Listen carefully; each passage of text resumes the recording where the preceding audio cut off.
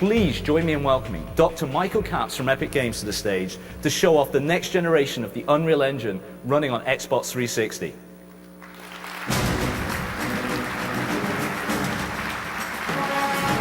Michael, great to have you. Thanks, Chris. And I'm going to leave the audience in your capable hands. I'll do what I can. I appreciate it, sir. Totally have to buy a Zune now. Okay, I'm Mike Capps. I'm the president of Epic Games. I hope there's a few Xbox fans in the audience today. Not one, all right. But you may remember a game we made for the Xbox called Gears of War that we did with Microsoft.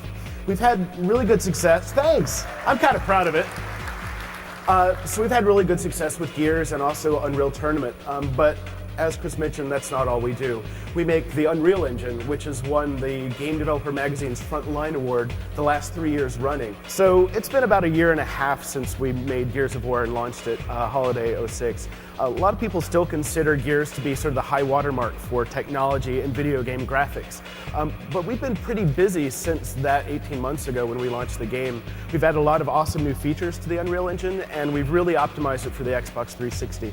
So I want you all to do a little thought experiment and imagine what Gears of War might look like if we were to launch it today. And I'm going to bring Tim Sweeney out. He's our CEO, and he's going to give you a glimpse into that future, tell you about the Unreal Engine. Thanks, Mike. So now we're going to show you some of the things we've been working on since we shipped the original Gears of War game. We never stop working on new features in the Unreal Engine. It's always a work in progress. We're always adding more. So one of the major new things we've added is ambient occlusion technology. This technology enables us to add much more realistic dynamic shadows to scenes using a pixel shader technique. So a pixel shader traverses every single pixel in the scene and looks at how light reflects around and uses that to generate much more realistic shadow highlights on the objects in the scene. So you see much more definition in individual objects and they pop out from the backgrounds. This technique works for characters as well. We've done significant work on the character pipeline. On the left here, you see Marcus Phoenix as he appears in Gears of War. And on the right, he's being rendered in our new character pipeline. You see there's much greater contrast in the shadows, much greater specular lighting bouncing off of the thing. You see a lot more detail in the character overall. This is also a lot more efficient and enables us to render a lot more characters in scenes. If you remember in Gears of War, you fought the Locust Horde, where the horde consisted of maybe like 5 or 6 locusts. But now we can really build scenes containing hordes of creatures.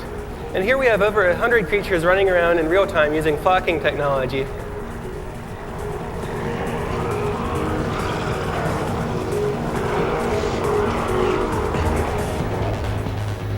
We've also improved the water technology on Unreal Engine 3. Besides the realistic water physics simulation running underneath, we also have realistic specular and environment reflections bouncing off of the water. So it captures much more of the realistic liquidy feel you see there.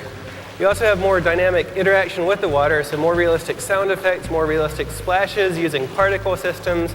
And this scales to very large environments. So you can build your game taking place on a deserted island, or you can build that jet skiing game you've always wanted to build using Unreal Engine 3.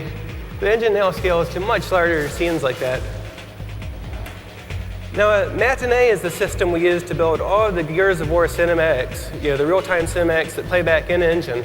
We've substantially improved this to give artists movie director class control over all of the objects in the scene, over cameras, over cuts. And we have a real-time preview now in engine that gives you all the visual effects of the real cinematic at a level that's not even seen in Hollywood now in their preview tools.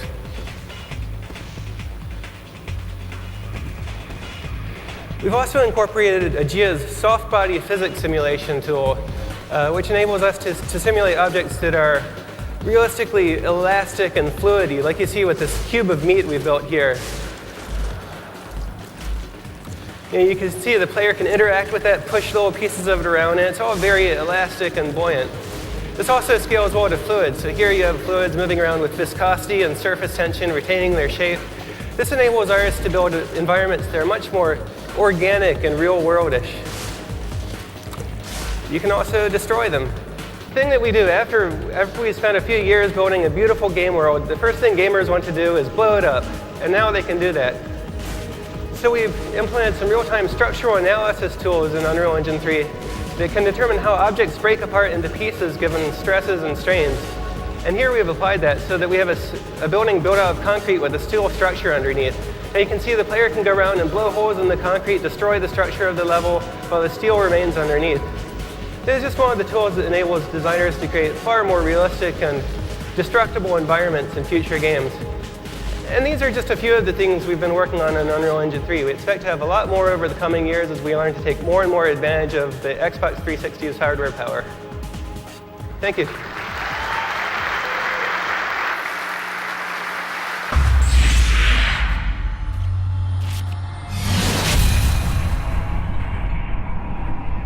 Sweet.